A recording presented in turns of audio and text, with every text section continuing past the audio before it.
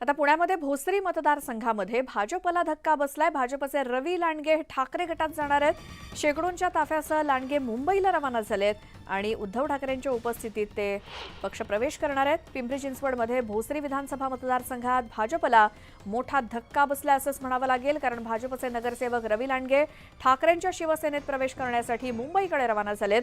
शेकडो गाड्यांच्या ताफ्यासह शक्ती प्रदर्शन करत लांडगे मुंबईतल्या मातोश्रीकडे रवाना झालेत। उद्धव ठाकरे यांच्या उपस्थितीत दुपारी रवी लांडगे शिवसेनेत प्रवेश करणार आहेत। अधिक माहितीसाठी जाऊयात, आमचे प्रतिनिधी गोविंद वाकडे आहेत आपल्यासोबत फोन लाईनवरती। गोविंद, लांडगे आपल्या शेकडो समर्थकांसह ठाकरे गटामध्ये सामील झाल्यानंतर काय स्थिती असणार आहे भोसरी विधानसभा मतदारसंघात?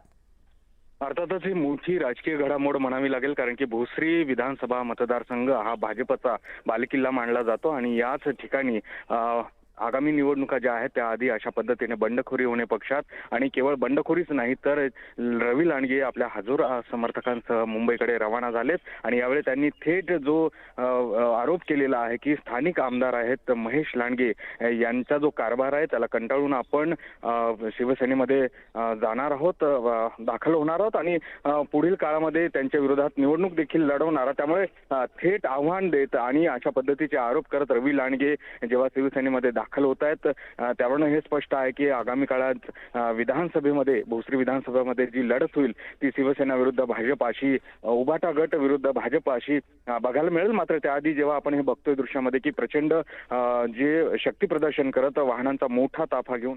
बिलकुल गोविंद, धन्यवाद या माहितीसाठी। आणि याच संदर्भात रवी लांडगे यांच्याशी संवाद साधलाय आमचे प्रतिनिधी गोविंद वाकडे यांनी। ऐकूयात।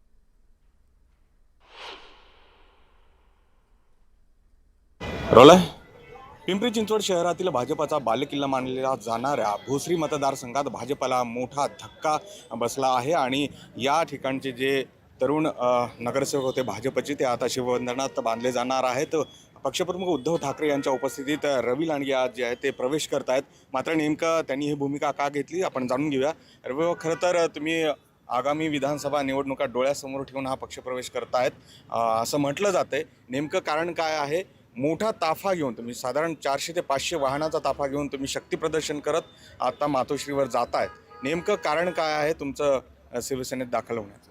विधानसभा निवडणूक डोळ्यापुढे ठेवून असं नाही तर मला पुढची माझी राजकीय संपूर्ण वाटचाल शिवसेनेतूनच करायची आहे असं मी ठरवलेलं आहे। त्यामुळे मी शिवसेनेत प्रवेश करत आहे। त्याचं कारण असं की भारतीय जनता पक्षात जे आयाराम आले किंवा भोसरी विधानसभेचे जे आमदार आहेत महेश लांडगे यांनी भोसरी विधानसभेत जो भारतीय जनता पक्षाचा विचार पूर्णपणे नष्ट केला आणि स्वतःची चुकीची स्वार्थी कार्यपद्धती वापरायला चालू केली, त्याला कंटाळून मी शिवसेनेत प्रवेश करत आहे। या पुढचा जो प्रवास असणार आहे तो केवळ भाजपच्या विरोधात असणार आहे। तिथे जर उमेदवार महेश लांडगे असणार तेव्हा त्यांचं काम तुम्ही करणार नाही हे स्पष्ट दिसतं आहे।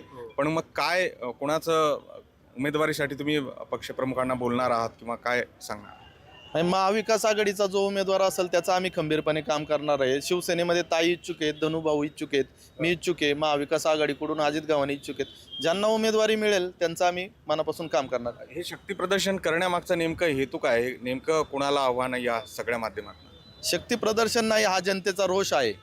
जी चुकीची कार्यपद्धती भोसरीमध्ये वापरण्यात आली त्यामुळे जनता पूर्णपणे संतापलेली आहे, हा जनतेचा रोष आहे आणि एक नवीन सुरुवात म्हणून जनतेने आमच्यासोबत यायचं ठरवलेलं आहे, म्हणून हा सगळ्या गाड्यांचा ताफा आलेला आहे। अर्थात आपण बघतो की मोठे शक्ती प्रदर्शन करत रवी लांडगे जे आहेत ते शह देण्यासाठी म्हणून निघालेले आहेत। अर्थातच त्यांच्या निशाणावर भोसरीचे विद्यमान भाजपचे आमदार महेश लांडगे आहेत हे स्पष्ट आहे। आता या सगळ्या भूमिकेनंतर महेश लांडगे किंवा भाजप या संदर्भामध्ये काय निर्णय घेते याकडे बघावं लागेल। सुरेश पाटील साहेब, गोविंद वाकडे, न्यूज 18 लोकमत।